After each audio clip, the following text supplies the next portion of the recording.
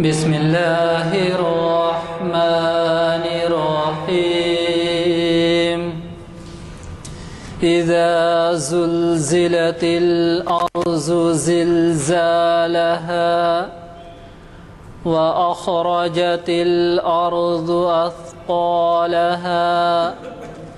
وقال الإنسان ما لها يومئذ تحدث أخبارها بأن ربك أوحى لها يومئذ يصدر الناس أشتاتا ليروا أعمالهم فمن يعمل مثقال ذرة خيرا يره ومن يعمل مثقال ذرة شرا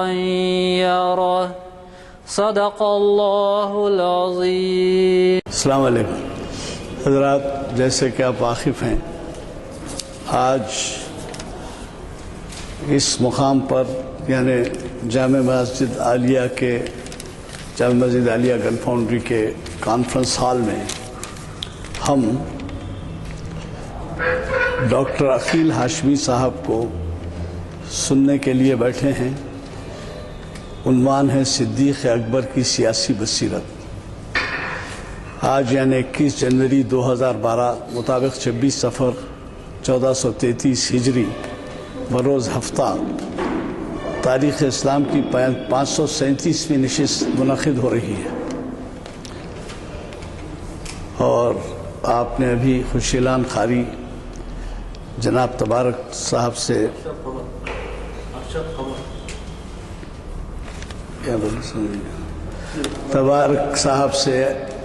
خطاب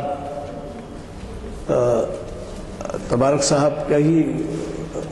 کی قرات ہوئی نا، آپ نے خوشیلان قاری کو سنا، اور خادم محفل غلام یزدانی آپ سے مخاطب ہے۔ میں ایک اور دو عنوانات کا ذکر کرنا چاہوں گا جو شریعت انفارمیشن سروس کی 429ویں نشست ہماری زندگی شریعت کی روشنی میں کے عنوان سے جناب حامد محمد خان صاحب آپ کے جانے پہچانے مقرر مخاطب کر رہے ہیں، اور اس کے بعد چہارشنبے کے دن بھی بڑا اہم خطاب ہے۔ یہ پروفیسر صاحب کو آپ نے سنا ہے اور بڑی ہی تیاری سے آتے ہیں، یہ 2-3 مہینے میں ایک دفعہ ہم کو موقع دیتے ہیں استفادے کا، اور عنوان ہے فکر اقبال اور ہم، محفل اقبال شناسی کی 651ویں نشست کو مخاطب کریں گے بروز چہارشنبہ 25 جنوری بعد اثر۔ رہا یہ کہ ڈاکٹر عقیل ہاشمی محتاج تعارف نہیں ہیں، آپ نے ہم کو اپنے علمی تبحر سے فیض پانے کا کئی مرتبہ موقع دیا ہے، اور بڑے ہی اہم عنوانات پہ دیا ہے، اور خلیفہ اول صدیق اکبر رحمۃ اللہ علیہ کی رضی اللہ تعالیٰ عنہ کی شخصیت سے کون واقف نہیں، تو انہوں نے منتخب کیا ہے ایک خاص پہلو، اور وہ پہلو ہے ان کی سیاسی بصیرت۔ یعنی یہ کہنا بیجا نہ ہوگا کہ ان کی سیاسی بصیرت تھی جو اسلام کی اشاعت میں، اسلام کے پھیلنے میں، دیگر ممالک کے حدود تک اسلام کو پہنچانے میں، وہ ان کی سیاسی بصیرت ہی تھی جو کام آئی۔ ظاہر ہے کہ میں اس پر زیادہ کہنا مناسب اس لیے نہیں سمجھتا کہ مقرر صاحب خود آپ کو اس عنوان پر تفصیلات میں لے جائیں گے۔ میں ان سے گزارش کرتا ہوں کہ وہ شہنشین پر تشریف لائیں اور ہمیں مخاطب فرمائیں۔ اعوذ باللہ من الشیطان الرجیم، بسم اللہ الرحمن الرحیم۔ قال اللہ تعالی فی کلام المجید والفرقان الحمید ان اللہ وملائکتہ یصلون علی النبی یا ایھا الذین آمنوا صلوا علیہ وسلموا تسلیما اللہم صل علی سیدنا مولانا محمد وعلی صحبہ وسلم۔ بزرگوں اور دوستو، کچھ عرصے پہلے اپنی علالت کی وجہ سے ان محافل میں بحیثیت سامع بھی اور بحیثیت ایک مقرر کے بھی آپ سے دور رہا، لیکن محترم غلام یزدانی صاحب کی محبتیں اور آپ تمام حضرات کی دلچسپی اور دین اسلام سے والہانہ محبت، اس کے مختلف پہلوؤں پر روشنی ڈالنے کے لیے دیگر مقررین و مائدین کے ساتھ ساتھ مجھ کم سواد طالب علم نے بھی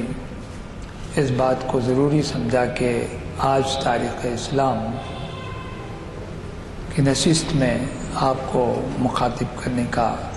شرف حاصل کروں۔ جیسا کہ آپ جانتے ہیں، عنوان ہے حضرت ابو بکر صدیق رضی اللہ تعالی عنہ کی سیاسی بصیرت۔ عام طور پر خلفائے راشدین رضوان اللہ تعالی علیہم اجمعین کے بارے میں ہماری فکر، ہمارا ذہن ان کی فضیلت اور ان کی دینی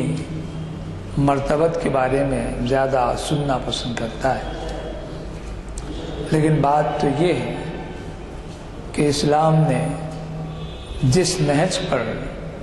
اپنا آغاز کیا تھا، میری مراد رسول اکرم صلی اللہ علیہ وسلم کی بعثت کے بعد دنیا میں جو انقلاب برپا ہوا، انسانیت کو جس امن کی تلاش تھی، جس بندگی کا معیار بلند ہونا تھا، پروردگار عالم کی رحمت اور اس کی شفقت اور رسالت مآب صلی اللہ علیہ وسلم کی عظمت کو آشکارا ہونا تھا، وہ وقت آیا اور پھر اسلام نے اپنے آپ کو، یا رسالت مآب صلی اللہ علیہ وسلم کی حیات طیبہ نے خود سے قرآن کی روشنی میں جب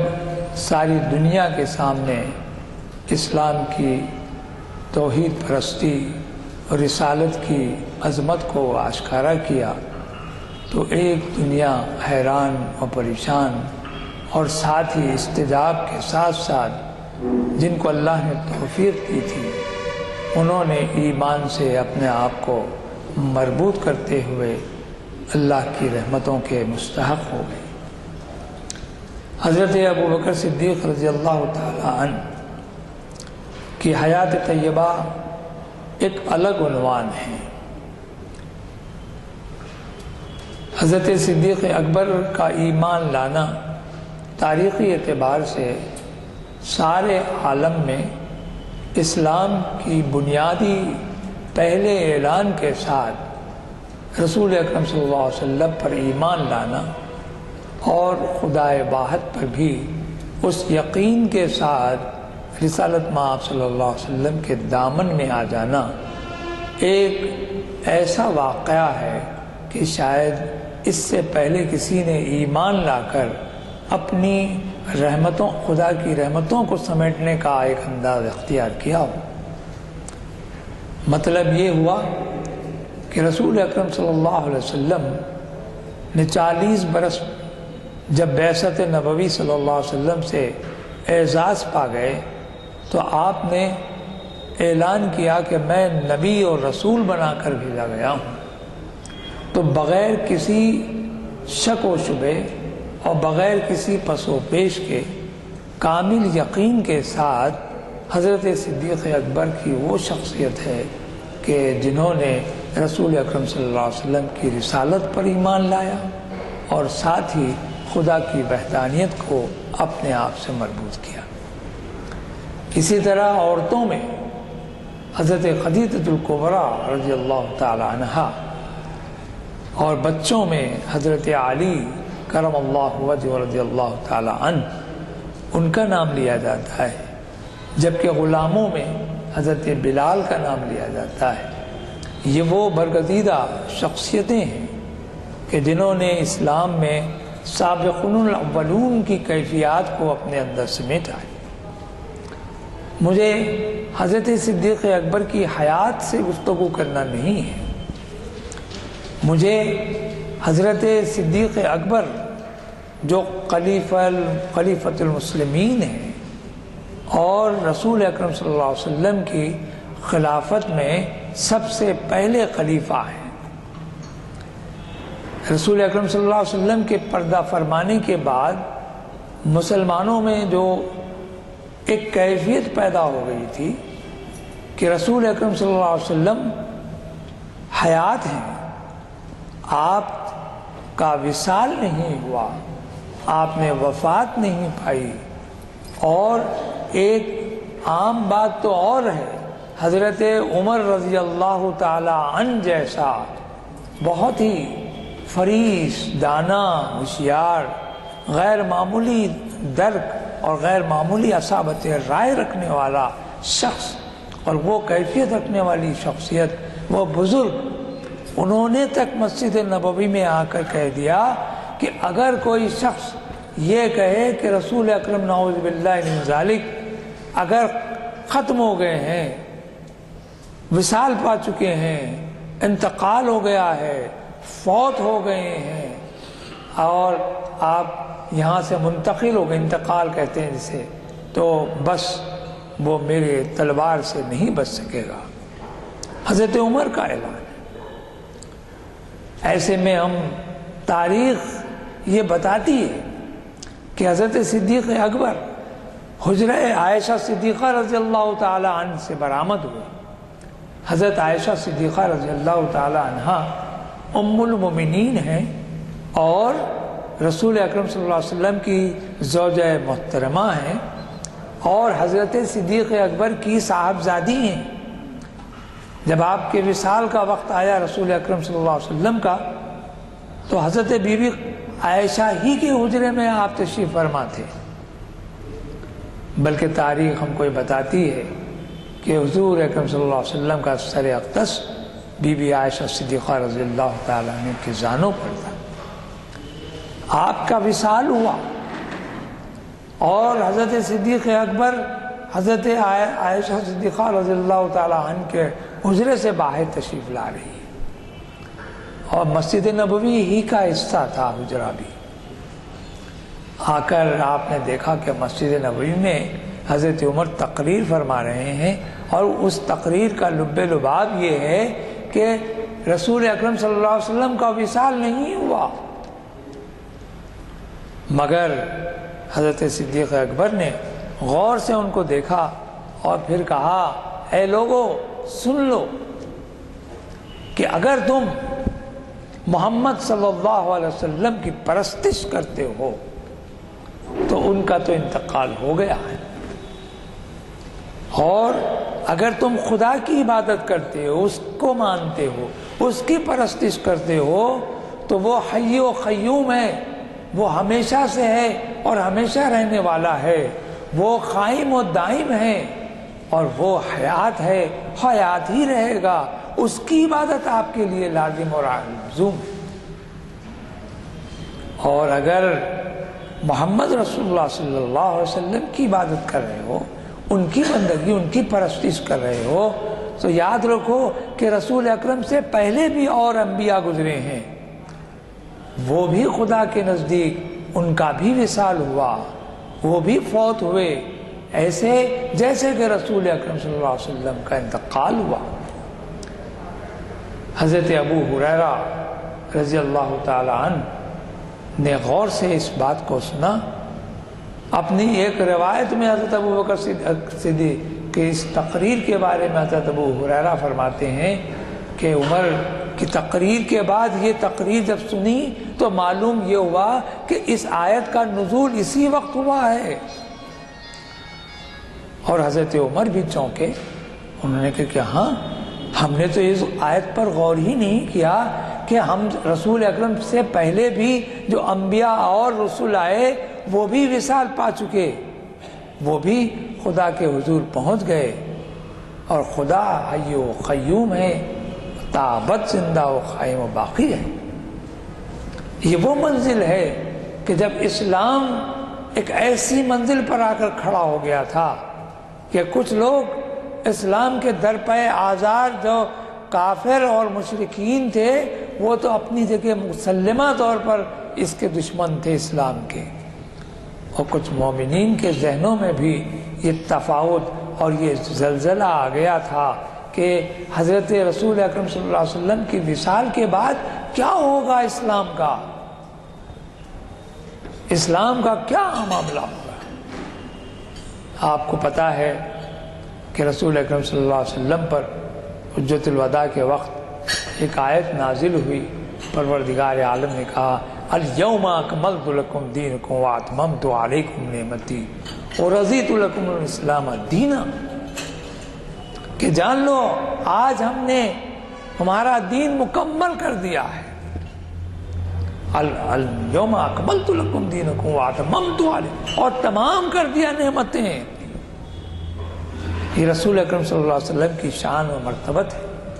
اب ایسے موقع پر جبکہ دین مکمل ہو گیا ہے، تمام احکام اتمام کے پہنچ گئے ہیں، رسول اکرم صلی اللہ علیہ وسلم اپنی پوری 23 سالہ زندگی کے اعلیٰ ترین لمحوں کو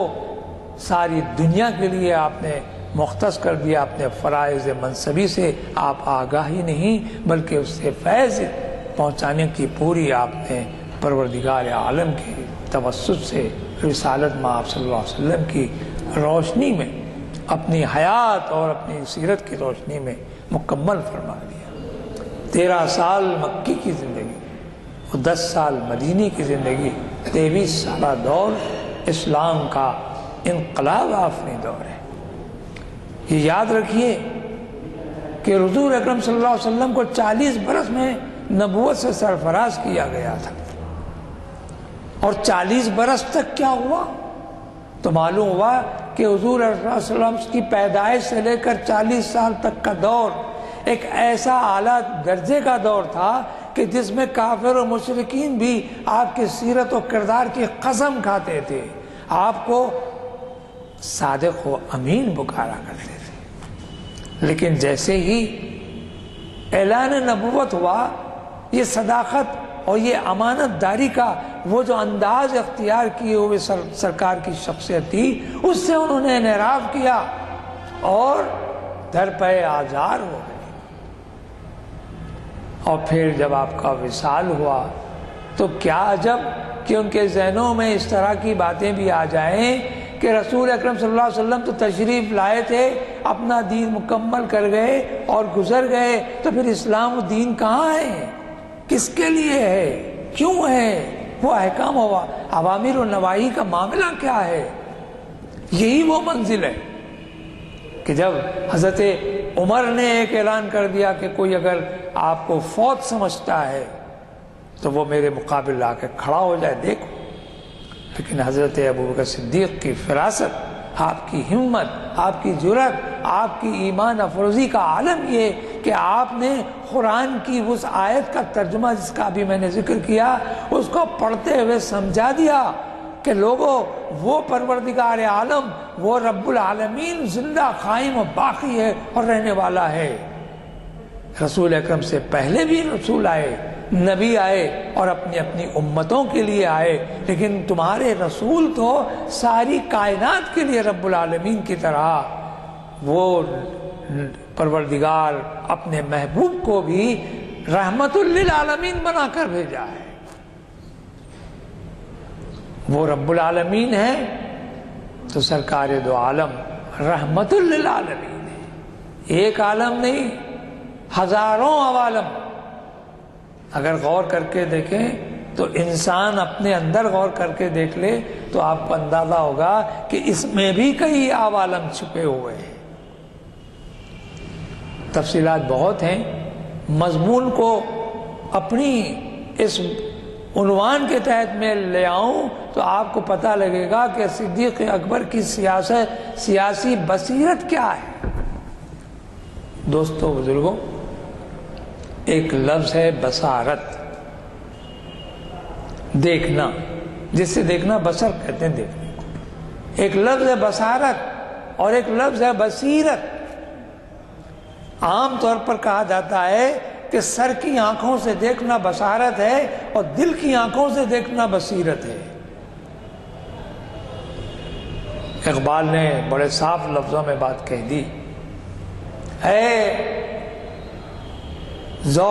حسن نظر ذوق نظر خوب ہے، لیکن جو شے کی حقیقت کو نہ دیکھے وہ نظر کیا۔ بصارت کا تعلق نظر سے ہے، لیکن دل کی آنکھوں سے دیکھنے کا معاملہ ہی کچھ اور ہے۔ تو یہاں حضرت صدیق اکبر کی بصارت اور بصیرت دونوں نے کام کیا۔ آپ نے محسوس کیا یقیناً آپ کے رسول اکرم صلی اللہ علیہ وسلم کی وصال کے بعد سے ایک ہلچل مچے گی، اس ہلچل کا کوئی نہ کوئی پروردگار عالم کی طرف سے کوئی نہ کوئی حل ضرور نکلے گا، اور حضور اکرم صلی اللہ علیہ وسلم کے یہ عزیز و قریب ہی، یہ بات آپ کی خدمت میں بھی عرض کر دوں، رسول اکرم صلی اللہ علیہ وسلم سے حضور صدیق اکبر کی عمر میں زیادہ تفاوت نہیں تھا، صرف 2 3 4 سال کا فرق۔ یہاں یہ بات میں آپ کے گوشگزار کرتا ہوں کہ حضرت صدیق اکبر نے جب تقریر فرمائی تو اس وقت مہاجر اور انصار مسجد نبوی میں موجود تھے، اور کچھ انصاری حضرات اس بات کے کوشاں تھے کہ رسول اکرم صلی اللہ علیہ وسلم کی خلافت یا آپ کے بعد خلیفہ کو مقرر کرنے کے لیے انصار اپنے طور پر ابھریں اور ان کو اپنا ایک خلیفہ بنانے کی کوشش۔ تاریخی اعتبار سے بڑی تفصیل ہے، یہاں وہ موقع نہیں ہے، کتابیں بہت ساری ہمارے درمیان ہیں، آپ کو وقت ہو اور یقیناً ہونا چاہیے کہ تاریخ کا منشا یہ ہوتا ہے کہ ہم اپنے اسلاف کے کارناموں سے، ان کی عظمتوں سے، اور تو اور خود ان کی حیات طیبہ سے اپنی زندگیوں میں انقلاب برپا کرنے کی کوشش کریں۔ لیکن حضرت صدیق اکبر کی بصارت و بصیرت نے وہ کام کیا کہ تاریخ اس بات کی گواہی دیتی ہے کہ اگر صدیق اکبر صلی اللہ علیہ وسلم کی جانشین کی حیثیت سے سامنے نہ آتے ہوتے تو خدا معلوم کیا ہوتا۔ اور پھر یہ اس کا ایک ثبوت قرآن بھی پیش کر دیتا ہے۔ بعض مفسرین نے وہ آیت کی تفسیر کے طور پر جو باتیں ہمارے سامنے رکھی ہیں اس کا صرف ایک اشارتاً میں آپ کے سامنے حوالہ رکھتا ہوں۔ کہا گیا کہ محمد الرسول اللہ والذین معہ اشداء علی الکفار رحماء بینہم تراہم رکعا سجدا یبتغون فضلا من اللہ رضوانا۔ اب اس کی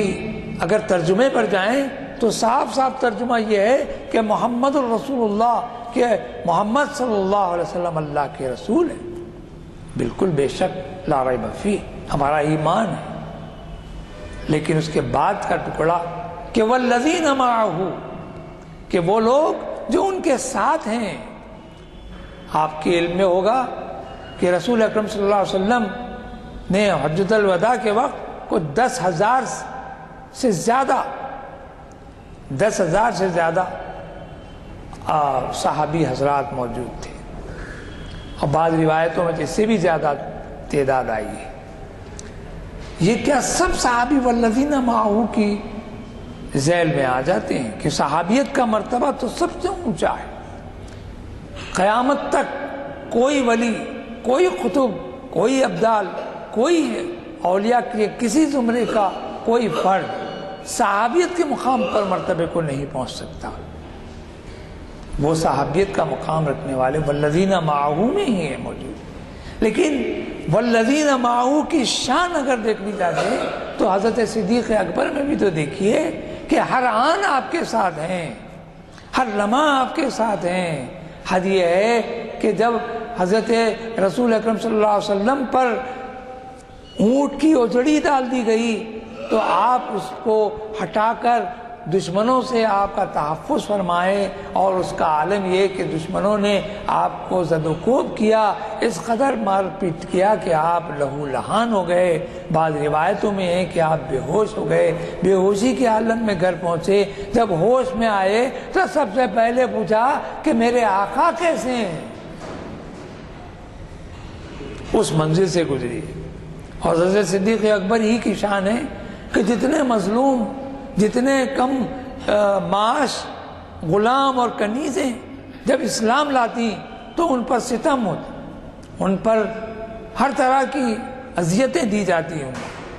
اور ان سے ان کو بچا کر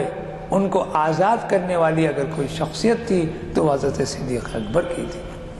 اور پھر رسول اکرم صلی اللہ علیہ وسلم کو جب حکم ہجرت ہوا تو آپ ہی کی شخصیت تھی کہ آپ نے رسول اکرم صلی اللہ علیہ وسلم کے ساتھ ہجرت فرمائی۔ اور غار ثور میں قرآن پھر ایک بار اس طرف اشارہ کرتا ہے، ثانی اثنین اذ ہما فی الغار، وہ دوسرا آدمی جو غار میں، پروردگار عالم نے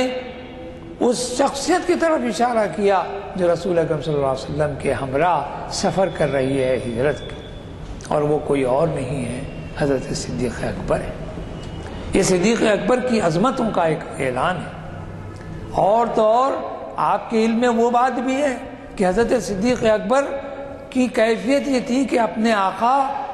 دین اسلام پر خود کو فریفتہ کرنے کے لیے، خود کو نثار کرنے کے لیے ہماتن مصروف رہتے، ہر وقت تیار رہتے۔ غزوہ تبوک یاد کیجیے، رسول اکرم صلی اللہ علیہ وسلم نے اعلان فرمایا کہ اے مسلمانوں، تبوک کا مسئلہ ہے، ایک معرکہ عظیم ہمارے سامنے کھڑا ہے، اور اعانت کی ضرورت ہے، معاونت کی ضرورت ہے، تعاون کی ضرورت ہے۔ آج مسلمانوں سے اس بات کا خواہش کی جاتی ہے کہ وہ اسلام کے لیے تعاون کریں۔ حضرت عمر اس موقع پر سوچتے ہیں کہ میرے پاس آج ایک بہت اچھا موقع آیا کہ کسی نہ کسی لمحے میں حضرت صدیق اکبر سے بازی لے جاؤں، یا آگے بڑھ جاؤں، یا اس سے مسابقت میں بڑھ جاؤں۔ آپ نے کچھ نہیں کیا، اپنے پورے اثاثے کا آدھا حصہ انہوں نے الگ کر لیا، اور رسول اکرم صلی اللہ علیہ وسلم کی خدمت میں حاضر ہوئے، کہا کہ یا رسول اللہ، آپ کی دعوت اور آپ کا حکم سر آنکھوں پر، یہ میرا کل اثاثہ نہیں بلکہ آدھا آدھا، پورے کا پورا اپنی جگہ دو حصے کر دیے، اہل و عیال کے لیے رکھا آدھا، اور آدھا پورے دین کے لیے، تعاون کے لیے حاضر۔ رسول اللہ صلی اللہ علیہ وسلم نے متبسم انداز میں خاموشی اختیار کی، اور ایسے میں حضرت صدیق اکبر تشریف لائے، اپنا اساست البیت بھی ساتھ ہے، لا کر رسول اکرم صلی اللہ علیہ وسلم کے حضور پیش کر دیں۔ رحمت اللہ عالمین متبسم انداز میں حضرت صدیق اکبر کو دیکھتے ہیں اور کہتے ہیں کہ صدیق، کیا تم نے اپنے اہل و عیال کے لیے کچھ رکھا ہے؟ تو حضرت صدیق اکبر کا جواب سنیے۔ تو انہوں نے کہا کہ خدا کی قسم، میرے ماں باپ آپ پر سے قربان، میں نے اپنے اہل و عیال کے لیے اللہ اور اللہ کے رسول کو رکھ چھوڑا ہے۔ یہ انداز، اس پر اقبال کا مجھے وہ شعر یاد آ گیا۔ اقبال نے اس پورے واقعے کو ایک شعر میں بیان کر دیا۔ انہوں نے کہا، پروانے کو ہے شمع، بلبل کو پھول بس، پروانے کو ہے شمع، بلبل کو پھول بس، صدیق کے لیے ہے خدا کا رسول بس۔ آپ اندازہ کیجئے کہ صدیق اکبر کی عظمت اور مرتبت کا عالم حضور کی حیات طیبہ کے ساتھ چل رہے ہیں۔ تو خلافت راشدہ کا آغاز ہے، رسول اکرم صلی اللہ علیہ وسلم کے جانشین ہیں، اور امت کے لیے ایک انقلاب اپنی شخصیت سامنے کھڑی ہوئی ہے، تو وہ حضرت صدیق اکبر کی ہے۔ صدیق اکبر کی مناقب کا معاملہ ہی کچھ اور ہے، لیکن جب خلافت پر متمکن ہوئے تو آپ کو اندازہ ہونا چاہیے کہ وہ بصیرت، وہ بصارت، وہ جرأت، وہ ہمت، وہ طاقت، یہ جو ایک امیر المومنین میں ہونا چاہیے تھا، رسول کے جانشین میں ہونا چاہیے تھا، خلافت راشدہ کے اولین شخصیت میں ہونا تھا، وہ سارے کا سارا ایک مظہر پیکر کی طرح ہمارے سامنے موجود ہے، اور وہ حضرت صدیق اکبر ہے۔ عظمتوں کا ایک اور پیکر، یہ ایک اور تصویر میں آپ کے سامنے پیش کروں۔ حضرت صدیق اکبر کی شخصیت کا عالم یہ ہے کہ جب رسول اکرم صلی اللہ علیہ وسلم آخری ایام میں آپ کی طبیعت ناساز ہوئی، آپ اس قابل اپنے آپ کو نہیں پائے کہ امامت کریں نماز کی، ایسے میں کسی اور کو امامت کے لیے آپ نے حکم نہیں دیا، بلکہ صدیق اکبر رضی اللہ تعالی عنہ کو آپ نے کہا کہ امامت کریں۔ یہ بڑی بات ہے کہ خود رسول موجود ہیں اور رسول کی موجودگی میں نماز کی امامت حضرت صدیق اکبر کر رہے ہیں۔ اور ایک حیثیت سے دیکھا جائے تو آپ کے خسر محترم بھی ہیں۔ آپ نے اپنی صاحبزادی حضرت بی بی عائشہ صدیقہ رضی اللہ تعالی عنہ کا نکاح حضور اکرم صلی اللہ علیہ وسلم سے فرمایا تھا۔ یہ عظمتیں میں اس لیے عرض کر رہا ہوں کہ شخصیت جو خلافت پر آ رہی ہے، رسول اکرم صلی اللہ علیہ وسلم کی جانشینی کا ایک انداز لیے آگے بڑھ رہی ہے، تو ایسی شخصیت کے بارے میں ہمارا جاننا ضروری ہے۔ ہم عام طور پر جب مناقب بیان کرتے ہیں تو ہماری عقیدت، ہماری محبت، ہماری اور انس اور ہماری ولا ساری کی ساری اس شخصیت سے مربوط ہو جاتی ہے۔ یہاں رسول اکرم صلی اللہ علیہ وسلم کے بعد والی جو کیفیت ہے وہ بڑی ہے۔ آپ ذرا غور کریں کہ ایک عظیم شخصیت کے گزر جانے کے بعد اس کی خلافت کے لیے یا اس کے جانشینی کے لیے لوگوں میں اگر تلاش ہوتی ہے تو کن کن معیارات کو دیکھا جاتا ہے۔ یہ معیارات کو دیکھنے والی عام زندگی، عام بصارت تو خیر کجا، رسول اکرم صلی اللہ علیہ وسلم کے جانشینی کیا تو خود پروردگار نے اعلان کر دیا تھا، لیکن ذہن اس طرف نہیں گیا۔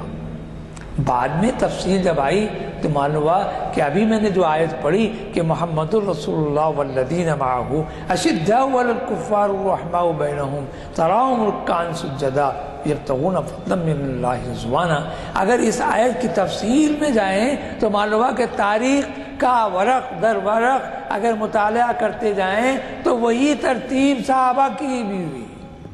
کہ حضرت ابوبکر صدیق کے بعد والذین معہ کے بعد اشداء علی الکفار کی کیفیت میں حضرت عمر سامنے آ جاتے ہیں، اور رحماء بینہم کی شان رکھتے ہوئے حضرت عثمان غنی آ جاتے ہیں، اور تراہم رکعا سجدا کی بات آتی ہے تو حضرت علی کی عبادت اور ان کی ریاضت اور یکسوئی کا معاملہ آ جاتا ہے۔ اور یہی ترتیب پروردگار نے قرآن میں بیان کر دی، لیکن آثار، خرائن، تاریخ اور اس کے بعد والے مرحلے ایک کے بعد دیگر آئے، اور خواہ تاریخی اعتبار سے کیسی ہی باتیں سامنے آئے ہوں لیکن ترتیب تو یہی قائم و باقی رہی۔ یہ کیا خدا کی شان ہے۔ تو یہاں میں آپ کے سامنے عرض کر رہا ہوں کہ رسول اکرم صلی اللہ علیہ وسلم کی وصال فرمانے کے بعد، پردہ فرمانے کے بعد خلافت راشدہ پر جو پہلی شخصیت متمکن ہوئی وہ حضرت صدیق اکبر کی ہے، اور متفقہ طور پر تمام مہاجر و انصار سبوں نے آپ کے ہاتھ پر بیعت کی اور آپ کو امیر المومنین مانا۔ اور جب صدارت پر کوئی متمکن ہو جاتا ہے، بیٹھ جاتا ہے، جن کے رتبے ہیں سوا، ان کو سوا مشکل ہے۔ جب کوئی مقام پر آپ کو ذمہ داری کے ساتھ بٹھا دیا جاتا ہے تو اس کے کچھ تقاضے بھی ہوتے ہیں، اور ان تقاضوں کو پورا کرنا وہ آپ کی اپنی اہلیت نہیں بلکہ پروردگار کا فیض اور اس کا فضل ہونا چاہیے۔ یہاں بھی وہی ہوا، حضرت صدیق اکبر جیسے ہی خلافت راشدہ کے پہلے خلیفہ کی حیثیت سے تشریف فرما ہوئے تو آپ نے کچھ نہیں کیا، سب سے پہلا وہ کام کیا کہ جسے رسول اکرم صلی اللہ علیہ وسلم پوری طرح اعلان فرما چکے تھے لیکن اس کا عمل نہیں ہوئی تھی، یعنی ایک لشکر تیار کیا گیا تھا جس کے سپہ سالاری کے لیے اسامہ بن زید کو مقرر کیا گیا تھا، اور رسول اکرم صلی اللہ علیہ وسلم کی ناسازی طبع کی وجہ سے وہ لشکر رک گیا تھا۔ جب آپ کا وصال ہوا، وقت نکل گیا، اور جب خلافت پر حضرت ابوبکر صدیق تشریف فرما ہوئے تو سب سے پہلے آپ نے کہا کہ میرے آقا و مالک سرکار دو عالم صلی اللہ علیہ وسلم نے جو لشکر روانہ کرنا چاہتے تھے اس لشکر کو پھر سے ترتیب دیا جائے، اور چنانچہ اس لشکر کو پھر افسر نو ترتیب دیا گیا، لیکن سپہ سالاری کو ہٹایا نہیں گیا بلکہ اسامہ بن زید ہی کو آپ مقرر فرماتے ہیں اور دور تک آپ ان کے ساتھ جاتے ہیں، اور سپہ سالار کی حیثیت رکھتے ہوئے اور خلیفۃ المسلمین ہوتے ہوئے حضرت صدیق اکبر اسامہ سے اجازت طلب کرتے ہیں کہ اسامہ، عمر کو میں اپنے نزدیک رکھنا چاہتا ہوں کہ معاملات ابھی حکمت کے ہیں، تنظیم کے ہیں، خلافت کی ذمہ داریاں ہیں، اور تمام انتظامات مملکت کے بارے میں بھی سوچنا ہے، مشورہ کرنا ہے، اگر تم اجازت دو تو میں عمر کو اپنے نزدیک رکھنا چاہتا ہوں اور اس جہاد میں ان کو تمہارے ساتھ نہیں بھیج سکتا۔ کیا شان ہے دیکھیے، کیوں کہ وہ رسول اکرم صلی اللہ علیہ وسلم کا ترتیب دیا ہوا وہ لشکر تھا، اور جس میں جو بزرگان ملت و مقدس ہستیاں جہاد کے لیے نکل چکی تھیں ان میں حضرت عمر بھی شامل تھے، لیکن صدیق اکبر نے اسامہ بن زید جو لشکر کے سالار ہیں، سپہ سالار ہیں، ان سے اجازت طلب کر کے ان کو روک لیتے ہیں، یہ بڑی بات ہے۔ اور پھر اس کے بعد آپ نے جب نظر ڈالی تو آپ کو اندازہ ہوا ہوگا، تاریخ ہم کو یہ بتاتی ہے کہ نعوذ باللہ من ذالک رسول اکرم صلی اللہ علیہ وسلم کے زمانے ہی میں لوگوں نے نبوت کا دعویٰ کر دیا تھا۔ نبوت کا دعویٰ، رسول کے رہتے ہوئے بھی نبوت کا دعویٰ ہو رہا ہے، اب تو رسول بھی نہیں ہے تو یہ سرکشی اور بڑھ جاتی ہے، سرکشی اور بڑھ جاتی ہے، ان کے حوصلے اور بلند ہو جاتے ہیں، لیکن قربان جائیے حضرت صدیق اکبر کی فراست پر اور آپ کے تدبر پر، آپ کی ہمت پر، آپ کی جمع مردی پر، آپ کی غیر معمولی جرأت پر کہ آپ نے ایسے تمام لوگوں کو ایک طرح سے چیلنج کیا کہ اب رسول اکرم صلی اللہ علیہ وسلم حیات بظاہر پردہ فرما چکے ہیں، لیکن اب کوئی اور دعوے دار نبی اگر میرے سامنے آئے تو میں اس سے مجاہدہ کروں گا۔ جہاد تو معلوم ہوا کہ یہاں مسلمہ القذاب ایک مشہور شخصیت ہے، مسلمہ ابن کذاب، کذاب کے معنی جھوٹے کے ہیں، مسلمہ یعنی اس کا نام ہی پڑ گیا جھوٹا۔ اس کے ساتھ ساتھ اور ایسے لوگ آ گئے کہ جنہوں نے نبوت کا دعویٰ کیا تھا، اور اس میں دو نام اور دو خواتین بھی تھیں، ایک سلمہ بنت مالک اور ایک بنت حارث۔ یہ ایسی خواتین تھیں جو اپنے حسن جمال اور اپنی لفاظی، اپنی طلاقت لسانی پر وہ لوگ بہت اتراتے تھے، اور ایک پورے کئی لوگوں کو ورغلا کر اپنے نبی ہونے کا انہوں نے اعلان کیا اور اس پر کاربند بھی رہے۔ حضرت صدیق اکبر نے ان سے جہاد کیا، اور نتیجہ یہ ہوا کہ اور تو اور کچھ لوگ مرتد بھی ہو رہے تھے، اسلام سے ہٹ رہے تھے، لیکن آپ نے ان کے خلاف بھی ایک اعلان جنگ کیا۔ ایک مسلمہ ہی نہیں، سلمہ ہی نہیں، اور اسامہ کے ساتھ جو جہاد کے لیے جو لشکر گیا تھا وہی نہیں، بلکہ ایسے کئی معاملات جو صرف اور صرف انسانی عظمت کو سامنے لاتے ہیں، اور وہ بھی جہاد اور قوت کا اظہار کرنے کے لیے۔ تو ایسے موقع پر حضرت صدیق اکبر نے ایسے تمام جھوٹے دعوے داران نبوت کو چیلنج کیا، اور پھر شام جیسے علاقے پر آپ نے جو چڑھائی کے بارے میں سوچا تو آپ نے خالد بن ولید کو سپہ سالار بنا کر بھیجا، اور تاریخ کے ایک تسلسل کے ساتھ اگر آپ پڑھتے جائیں تو حضرت ابوبکر صدیق رضی اللہ تعالی عنہ کی حیات ایک ایسی حیات ہے کہ جس سے ہر آن ایک سبق سیکھا جا سکتا ہے کہ استقامت فی الدین کا مقام و مرتبہ کیا ہے، اور حضرت صدیق اکبر کی شان کیا ہے۔ حضرت زید بن ثابت انصاری کو آپ نے ایک ایسے مرحلے کے لیے تیار کیا، اور کئی اشخاص، کئی اصحاب کو، کہ جہاں یہ بات سامنے آ رہی تھی کہ رسول اکرم صلی اللہ علیہ وسلم پر جو قرآن نازل ہوا ہے، ایک بات آپ کی سننے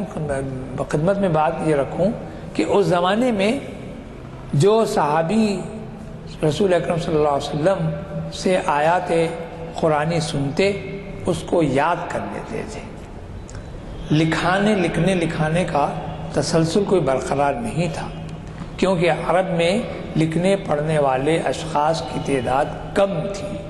بلکہ تاریخ کے اعتبار سے اگر میں بتاؤں تو میں سمجھتا ہوں، جہاں تک مجھے یاد ہے، کہ رسول اکرم صلی اللہ علیہ وسلم کی حیات طیبہ کے دوران شاید 10 تا 12 اشخاص ایسے تھے کہ جن کو لکھنا پڑھنا آتا تھا، ورنہ عام طور پر لوگوں کے حافظے بڑے اچھے تھے، جو بات ایک بار بھی سن لیتے اس کو یاد کرتے۔ صحابہ کرام کا تو کی شان تو یہ تھی کہ رسول اکرم صلی اللہ علیہ وسلم جو آیت کا نزول ہوتا وہی کے ذریعے سے آپ پر وہ نازل ہوتی تو پھر وہ آپ صحابہ کو سنا دیتے۔ صحابہ کا عالم یہ تھا کہ اس کو ازبر کر لیتے اور پھر اس پر عامل بھی ہو جاتے تھے، اس پر عمل کرتے تھے۔ آپ اندازہ کیجیے، لکھنے لکھانے کا معاملہ کم تھا، یہاں حضرت عمر کے مشورے سے حضرت صدیق اکبر نے اس بات کی طرف پہلی مرتبہ اشارہ کیا کہ وہ ترتیب یا وہ انداز جو سرکار دو عالم صلی اللہ علیہ وسلم نے مقرر فرما دیا ہے قرآن کے، آپ نے اسی کو حضرت زید بن ثابت انصاری رضی اللہ تعالی عنہ اور دیگر کاتبان وحی کے ذریعے سے اس کی کتابت کروانے کی آپ نے ایک کوشش کی۔ یہ اولین کوشش ہے کہ حضرت صدیق اکبر نے حضرت عمر رضی اللہ تعالی عنہ کے مشورے سے اس کی طرف رغبت کی، اور آپ نے ان لوگوں کو مقرر کر کے کہا کہ قرآن یہ بظاہر اس میں سیاسی کوئی نوعیت نازل نہیں آتی، لیکن یہ سیاست کا ایک لفظ میں خاص طور پر رکھا ہوں اس لیے کہ اقبال کی زبان میں کہ جدا ہو دی سیاست سے تو رہ جاتی ہے چنگیزی۔ سیاست سے اگر دین جدا ہو جائے تو اس میں صرف چنگیزیت رہ جاتی ہے، جدا ہو دی سیاست سے تو رہ جاتی ہے چنگیزی۔ تو معلوم ہوا کہ فراست مومن بھی بہت بڑی چیز ہے، اور دین دراصل دنیا اور دین کا معاملہ سیاست سے بھی تعلق ہے، اور سیاست مکمل اس وقت تک نہیں ہوتی جب تک کہ دین کا درک اس کے اندر شامل نہ ہو جائے۔ آج ہمارے پاس شاید اس کی طرف کوئی رغبت نہیں ہے، لوگ یہ سمجھتے ہیں کہ دنیا داری الگ ہے، یقیناً الگ ہے، لیکن سیاستی بنیاد پر اگر ایمان افروزی نہ ہو، اگر دین اس میں شامل نہ ہو تو پھر ظاہر ہے چنگیزی ہے، قتل و خون ہے، غارت گری ہے، اس کے سوا کچھ بھی نہیں ہے۔ یہ تو اقبال نے بہت بات کہی، تو وہاں تو رسول اکرم صلی اللہ علیہ وسلم کی آیات طیبہ کے کسی گوشے پر نظر ڈال لیجئے تو معلوم ہوا کہ وہ عظمتیں ہر لحاظ سے، دنیاوی اعتبار سے، دینی اعتبار سے بھی برابر ساتھ چل رہی ہیں۔ کیوں کہ رسول اکرم صلی اللہ علیہ وسلم نے جو قرآن جو آپ پر نازل ہوا، اس قرآن کی ایک آیت میں یہ فرمایا گیا کہ لا رطب ولا یابس الا فی کتاب مبین، کہ کوئی خشک اور کوئی تر ایسا نہیں ہے جس کا ذکر قرآن میں نہ ہو۔ خشک اور تر کے معنی کوئی سوکھی چیز اور کوئی تری۔ دنیا میں خشک اور تر دو ہی چیزیں ہیں، خشکی اور تری، یعنی پانی اور مٹی، یہ دو ہی ہیں۔ ایسا کوئی معاملہ اس میں ایسا نہیں ہے کہ جس میں کہ تری اور خشکی کا اعلان یا معاملہ مسائل اس کے اندر درج نہیں کیے گئے۔ اور پھر رسول اکرم صلی اللہ علیہ وسلم کی ذات اقدس بھی تو، آپ کی سیرت بھی تو ہمارے لیے نمونے زندگی، نمونے حیات ہے۔ لقد کان لکم فی رسول اللہ اسوۃ حسنہ، صاف لفظوں میں پروردگار نے اعلان کر دیا کہ ایک بہترین نمونہ تمہارے پاس موجود ہے سیرت النبی صلی اللہ علیہ وسلم کا، کہ اگر تم اپنی زندگی کو ایمان افروز بنانا چاہتے ہو تو پھر رسول کی زندگی کو اپناؤ، وہی تمہارے لیے دنیا میں بھی اور آخرت میں کام آئے گی۔ حضرت صدیق اکبر کہ خلافت کا دور اس لیے بھی پورا شوب رہا، اسٹیبلشمنٹ جسے ہم کہتے ہیں، اسٹیبل ہونا، مستحکم ہونا، مضبوط بننا، اور اس میں اس قوت کے ساتھ ابھرنا کہ آئندہ آنے والے زمانوں میں کسی قسم کی کوئی پیچیدگی نہ پیدا ہو۔ تو حضرت صدیق اکبر وہ اولین بنیادی پتھر کی طرح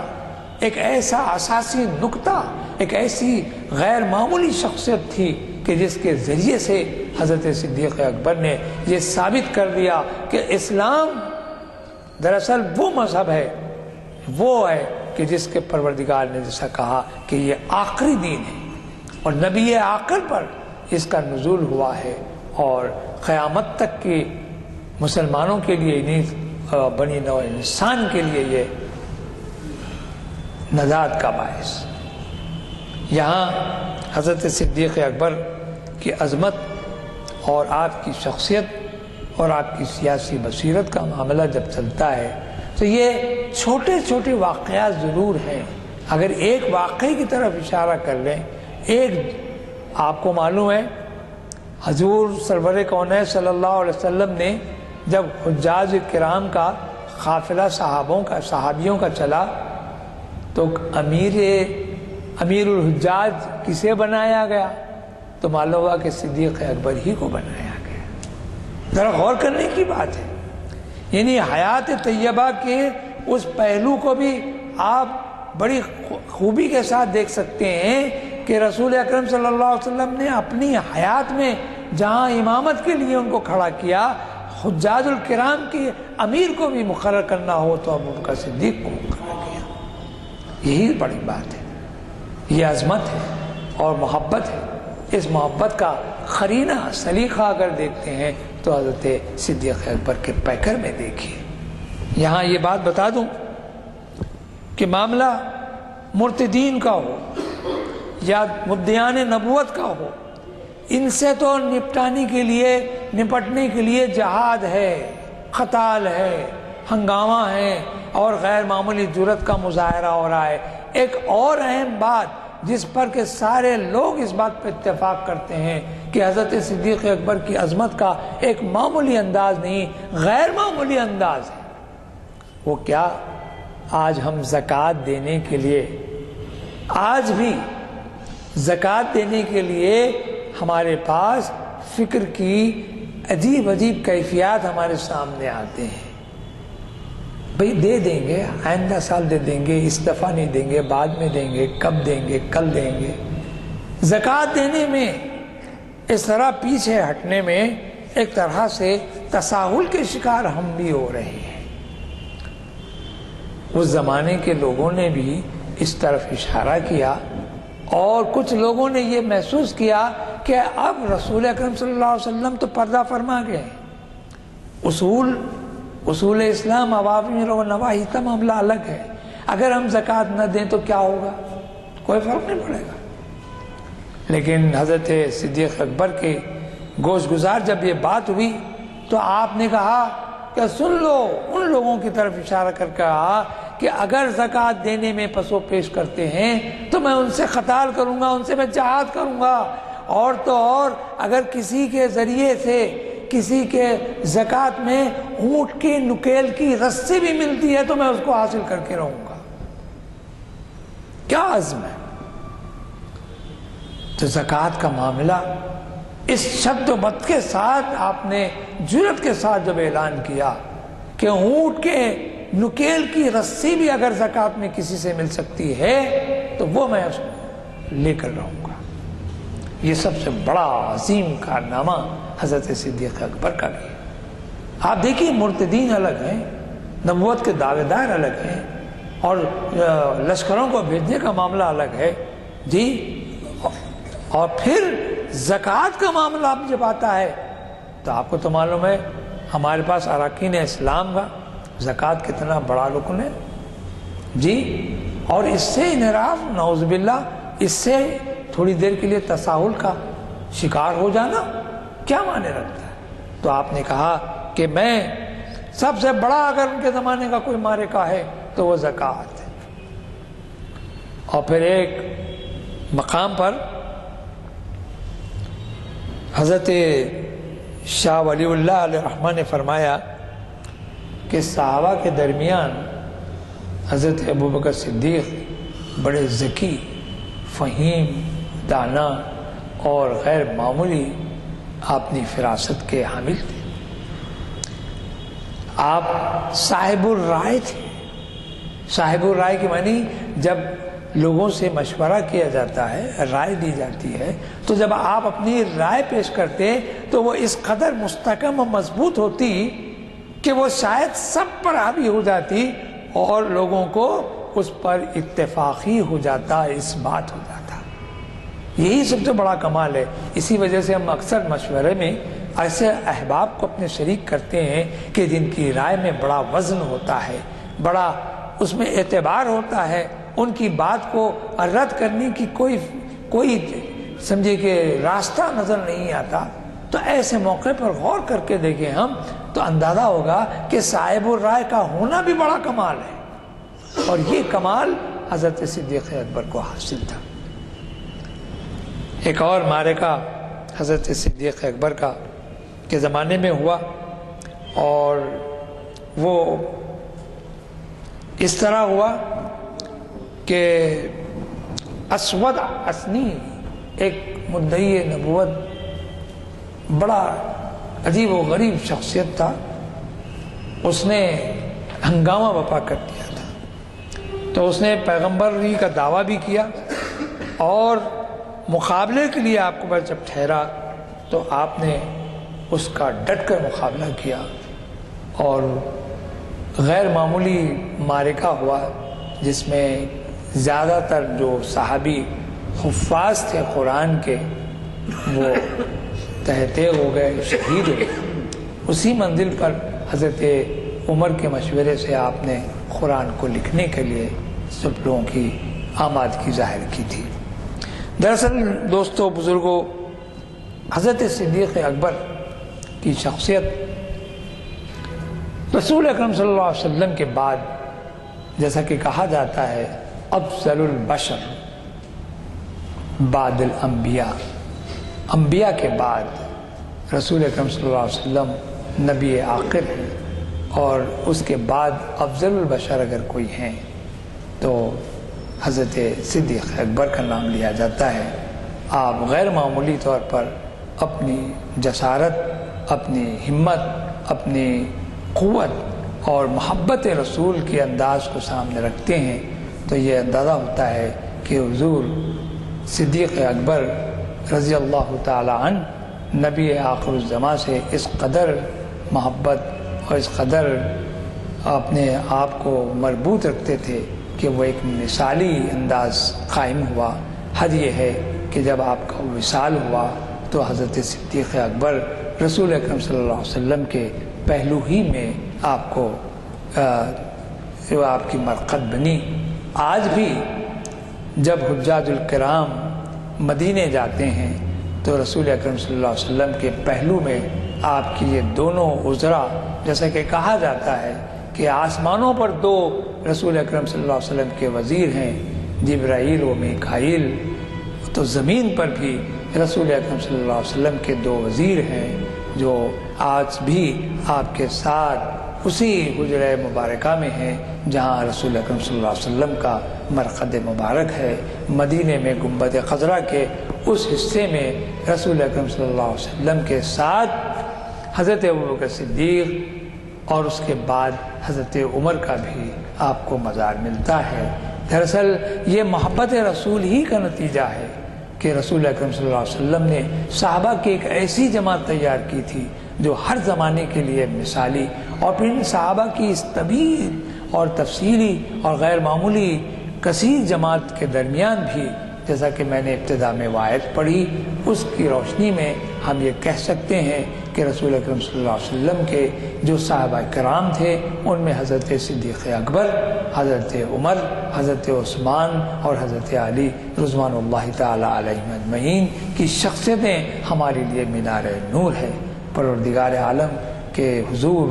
دعا ہے کہ پروردگارہ رسول اکرم صلی اللہ علیہ وسلم کی محبت سے ہم سب کو فیض یاب فرما،